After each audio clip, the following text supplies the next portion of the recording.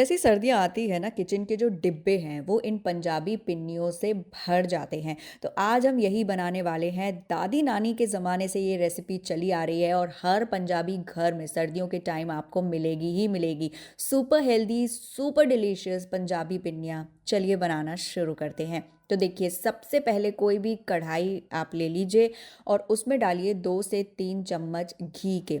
घी जैसे ही मेल्ट हो जाएगा, उसके बाद हम इसमें गोंद को फ्राई करेंगे। तो यहाँ पर मैंने 50 ग्राम गोंद, जिसे एडिबल गम कहा जाता है, वो ले लिया है।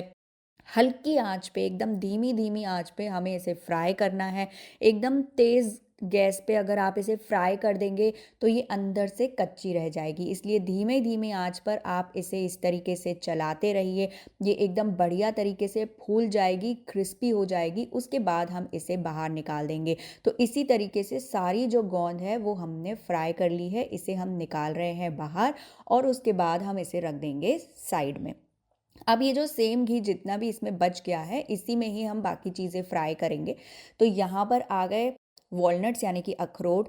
ड्राई फ्रूट्स आपको जितने पसंद है आप उतने इसमें डाल सकते हैं। कोई भी क्वांटिटी का इसमें वो नहीं है कि कम ले लीजिए या ज़्यादा ले लीजिए। 1 से 2 मिनट के लिए वॉलनट्स को, अखरोट को हमें भून लेना है और उसके बाद हमें इसे बाहर निकाल देना है। इसके बाद हम इसमें काजू डालेंगे।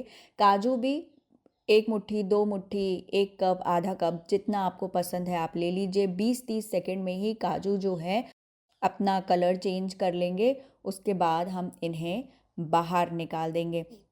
जितने भी ड्राई फ्रूट्स आपको पसंद है, जो जो भी पसंद है वो आप इसमें डाल सकते हैं। अब हमने यहाँ पर बादाम ले लिए हैं, बादाम को भी हम भूनेंगे। 2-3 मिनट में बादाम के चटकने की आवाज़ आएगी, कलर भी इनका चेंज हो जाएगा। जैसे ही ये हो जाएगा हम इसे भी अलग से निकाल देंगे, बाहर निकाल देंगे। आप चाहें तो इसमें पिस्ता का यूज़ भी कर सकते हैं, मैंने पिस्ता इसमें नहीं डाला है। चलिए, कढ़ाई को थोड़ा सा क्लीन किया हमने। उसके बाद दोबारा से यहाँ पर हम डाल रहे हैं 1 चम्मच घी। घी जैसे ही गर्म होगा, यहाँ पर हम ले रहे हैं खरबूजे के बीज। 2 से 3 चम्मच ले सकते हैं, आप ज़्यादा भी ले सकते हैं और इसे हम इस तरीके से भून लेंगे। 1 से 2 मिनट में ये फूल जाएंगे काफ़ी अच्छे और साथ के साथ ये चटकने भी लग जाएंगे। ये देखिए कितने अच्छे ये फूल गए हैं। जैसे ही ये हो जाएगा, इसे भी हम बाहर निकाल देंगे। बस इसमें ये जो मेन प्रोसेस है वो यही है कि चीज़ों को भूनना बहुत अच्छे से है और उसके बाद उसे बाहर निकालते जाना है, ताकि ये जो पिन्नियाँ बने, इनका जो शेल्फ लाइफ है वो लंबा रहे, लंबे समय तक चले। तो यहाँ पर अब हमने नारियल डाल दिया है। नारियल के लिए बहुत ज़्यादा घी की ज़रूरत नहीं होती है, वैसे ही रोस्ट हो जाएगा। 20-30 सेकंड में इसकी बहुत अच्छी सी खुशबू आने लग जाएगी। आप पैकेट वाला नारियल भी ले सकते हैं या फिर जो वो सूखा गोला आता है नारियल का, उसको भी कद्दूकस करके आप ले सकते हैं। तो ये भी हमने निकाल दिया है बाहर। अब हम इसमें डाल देंगे खूब सारा घी। खूब सारा घी यानी कि जितना आप आटा लेंगे उतना ही आपको घी लेना है। तो यहाँ पर हमने करीब 250 ग्राम जो है घी का लिया है और 250 ग्राम ही हमने यहाँ पर आटे का ले लिया है। अब हम क्या करेंगे कि इसे बहुत अच्छे से भूनेंगे लो फ्लेम पर। ध्यान रखिएगा, फ्लेम जो है वो धीमा होना चाहिए, लो होना चाहिए, और इसे हम भून लेंगे। शुरुआत में आपको लगेगा कि जो आटा है वो पूरा घी पी गया है, ड्राई ड्राई लगेगा आपको, लेकिन हमें इसे भूनते रहना है। बीच बीच में 1-1 चम्मच हम घी का और डालते रहेंगे। इससे क्या होगा कि आटा और अच्छे से भुनेगा और जो घी है वो रिलीज़ होगा। घी रिलीज़ कराने के लिए भी हमें 1-1 चम्मच घी डालते रहना होता है। तो ये आपको 2 से 3 बार बीच बीच में करते रहना पड़ेगा। लगातार इसे चलाते जाना है, ये अपना कलर चेंज करेगा, घी रिलीज़ करेगा और अभी आपको थोड़ा सा ये टाइट लग रहा होगा, लेकिन धीरे धीरे करके ये एकदम लाइट और एयरी हो जाएगा और बहुत ही बढ़िया सी इसमें खुशबू भी आने लग जाएगी। ये देखिए काफ़ी हल्का हो गया है, हाथ चलाने में भी ज़्यादा दर्द नहीं हो रहा है और हल्का हल्का सा इसका जो रंग है वो भी चेंज होता जा रहा है। ये देखिए इस तरीके से जब ये घी रिलीज कर देगा, हल्का सा कलर चेंज हो जाएगा, हल्की हल्की खुशबू आने लग जाएगी, तो हम क्या करेंगे, जो हमने गोंद भून कर रखे थे उसे हम इस तरीके से क्रश कर देंगे। कोई भी आप मैशर से भी कर सकते हैं। इस तरीके से आप इसे क्रश कर दीजिए और उसके बाद में ये जो गोंद है इसे हम आटे में ही मिलाकर भून लेंगे। इससे क्या होगा कि मान लीजिए गोंद अगर 1-2 गोंद अगर अच्छे से नहीं भुना होगा या अंदर से थोड़ा कच्चा रह गया होगा तो वो आटे के साथ ही भुन जाएगा। अगर गोंद अच्छे से नहीं भुनता है तो वो दाँतों में चिपकता है, तो वो हमें नहीं चाहिए, वो रिस्क हमें लेना ही नहीं है। इसलिए इसे क्रश करके आटे के साथ भी 2 से 3 मिनट मैंने और भूना है। आप कलर भी देख सकते हैं आटे का थोड़ा और डार्क हो गया है। अब इसमें मैं मिला रही हूँ 3 से 4 चम्मच पॉपी सीड्स, यानी जिसे खसखस भी कहते हैं, पौष दाना कहते हैं कई लोग।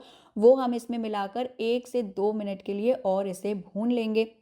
कलर आप देख पा रहे हैं कि कितना इसका डार्क हो गया है।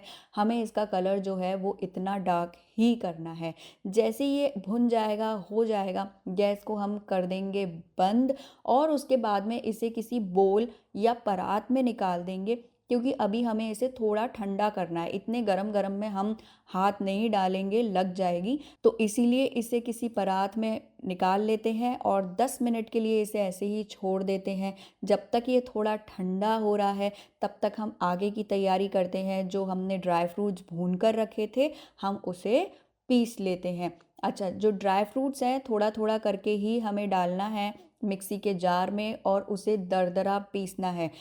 कई लोगों को फ़ाइन पसंद है कि एकदम फ़ाइन पीस लें, लेकिन दरदरा पीसेंगे तो टेस्ट अच्छा आता है, क्योंकि बीच-बीच में नट्स का जो क्रंच है वो बहुत अच्छा लगता है। तो सारी चीज़ें जो हमने भून कर रखी थी वो डाल दी है मिक्सी के जार में। अब यहाँ पर ये जो आटे का मिक्सचर है ये भी ठंडा हो गया है, तो हम ये जो ड्राई फ्रूट्स हमने पीसे थे इसमें मिक्स कर देते हैं। 2 से 3 चम्मच यहाँ पे सौंठ का पाउडर डाल दिया है, 1 बड़ा चम्मच इलायची का पाउडर डाल दिया है और 20-25 हमने यहाँ पर किशमिश डाल दी। किशमिश को भूनने की ज़रूरत नहीं होती है। अब सारी चीज़ों को हम बहुत अच्छे से मिक्स कर देंगे। देखिए, मिक्स करना जो है वो बहुत ज़रूरी है और अच्छे से मिक्स करना और भी ज़्यादा ज़रूरी है। कहीं ऐसा ना हो कि कोई चीज़ बस एक ही जगह पर रह जाए, फिर वो एक ही चीज़ का स्वाद आएगा। तो इसीलिए अच्छे से बहुत बढ़िया तरीके से सारी चीज़ों को हम मिक्स करेंगे और उसके बाद ही इसमें बूरा या खांड मिलाएँगे। तो यहाँ पर मैं देसी खांड इसमें मिक्स कर रही हूँ। इसका भी क्रंच बहुत अच्छा आता है। आप चाहें तो चीनी पीस कर डाल सकते हैं इसकी जगह, या फिर जो बूरा आता है वो भी आप डाल सकते हैं। तो ये भी हमने इसमें मिक्स कर दिया। जितना आपने आटा लिया है उतना ही आपको देसी खांड या बूरा लेना है। सेम क्वांटिटी रहेगी घी, आटा और बूरे की। इसे हम कर देंगे मिक्स। बहुत बढ़िया तरीके से इसे भी हमें मिक्स कर देना है और जैसे ही ये मिक्स हो जाएगा उसके बाद हमें पिन्नियाँ बनानी हैं। तो पिन्नियों के लिए आप जिस तरीके से लड्डू बांधते हैं वैसे भी आप कर सकते हैं, या फिर इस तरीके से हल्का सा इसे आप ओवल शेप दे दीजिए और ओवल शेप देने के बाद जैसे भी आपको गार्निश करना है आप कर सकते हैं। पिन्नियों में बेसिकली उंगलियों के निशान होते हैं, वही उसकी निशानी होती है। तो हमने बिल्कुल इसे इसी तरीके से किया है और बादाम से हम इसे गार्निश कर रहे हैं। आप पिस्ता से भी गार्निश कर सकते हैं या आप प्लेन भी रख सकते हैं। तो देखिए, इसी तरीके से हम पिन्नियाँ जो है वो बनाते जा रहे हैं। ये बहुत टेस्टी होती है, आपका इम्यूनिटी बूस्ट करती है, सर्दियों में ये आपको एनर्जी देती है, मज़ा आ जाएगा आपको। एक अलग ही फीलिंग आती है सर्दियों में इन सारी चीज़ों की।